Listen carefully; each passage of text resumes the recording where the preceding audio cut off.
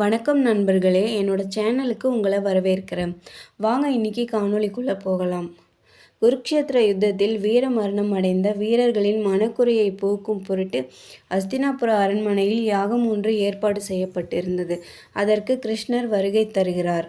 கிருஷ்ணர் கேட்கிறார், வீரர்கள் சொர்க்கம் சென்றடைய அவரவர்களுக்குரிய பாகத்தை வைத்தாகிவிட்டதா என்று கேட்கிறார். வைத்தாகிவிட்டது என்று கூறுகின்றனர். யாருக்கு முதலில் வைத்தீர்கள் என்று கேட்கிறார். நம் குலத்தோன்றலுக்கு காரணமான பீஷ்மருக்கே வைத்துள்ளோம் என்று கூறுகின்றனர். வீரமரணம் அடைந்த வீரர்களுக்காக செய்யப்படும் யாகத்தில் முதல் பாகத்தை சகுனிக்கு அல்லவா வைக்க வேண்டும்? நீங்கள் எதற்காக பீஷ்மருக்கு வைத்தீர்கள் என்று கிருஷ்ணர் கேட்கிறார். இதை கேட்ட அனைவரும் அதிர்ந்து போயினர், கோபமும் அடைந்தனர். அர்ஜுனன் மிகவும் கோபத்துடன் கேட்கிறான், பீஷ்மரை விட சகுனி எந்த வகையில் சிறந்தவன்?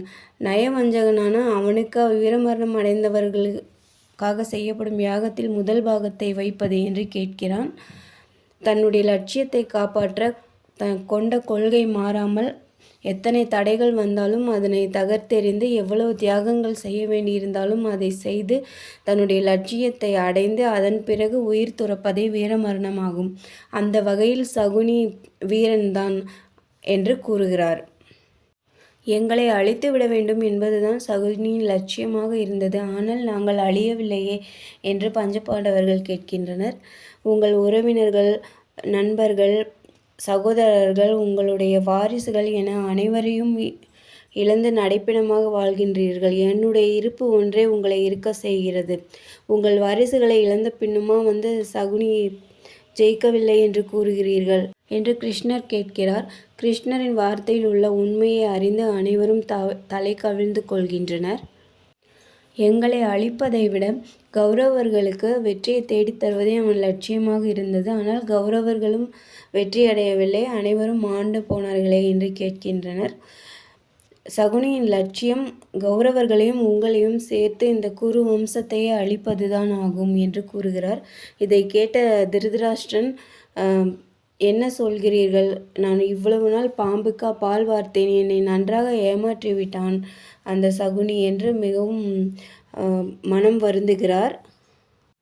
தன்னுடைய மகனை கொன்ற பீமனை கொன்றுவிட வேண்டும் என்று நினைத்த நீங்கள் நல்லவர் என்றால், அபிமன்யுவை கொன்ற ஜெயத்ரதனை கொன்று பழிவாங்கிய அர்ஜுனன் நல்லவன் என்றால், திரௌபதிக்கு செய்து கொடுத்த சபதத்தை காப்பாற்ற துரியோதனனை கொன்ற பீமன் நல்லவன் என்றால், இங்கு இருக்கும் அனைவரை விடவும் சகுனிதான் மிக நல்லவன் என்று கிருஷ்ணன் கூறுகிறார்.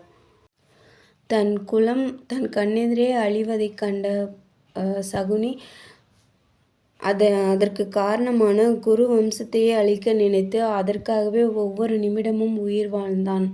அவன் உங்களை விட மிகவும் நல்லவன்தான் என்று கூறுகிறார்.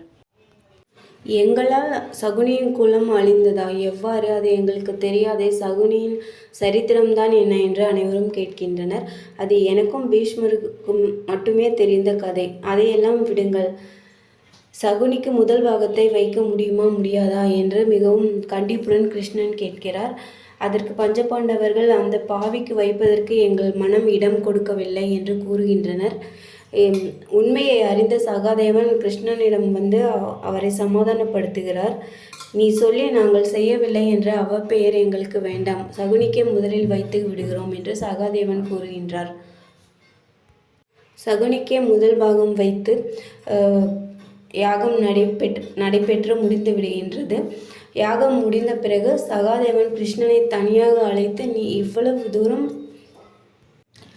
சகுனிக்காக பரிந்து பேசுகிறாய் என்றால் அதில் ஏதோ வேறொரு காரணம் இருக்கிறது கிருஷ்ணா, அதை எனக்கு கூறு என்று சகாதேவன் கேட்கிறார். வாழ்வில் ஒவ்வொரு நொடியும் நான் என்ன அடுத்து செய்யப்போகிறேன் என்று என்னை பற்றியே சிந்தித்து கொண்டிருந்தான் சகுனி. அனுதினமும் என்னை சிந்தித்து கொண்டிருந்தது சகுனி மட்டுமே. அவன் விரும்பாவிட்டாலும் அவனை நான் பக்தனாக ஏற்றுக்கொண்டேன். அதனால்தான் அவனுக்கு முதல் பாகத்தை வைத்து பெருமைப்படுத்தினேன் என்று கிருஷ்ணர் கூறுகிறார்.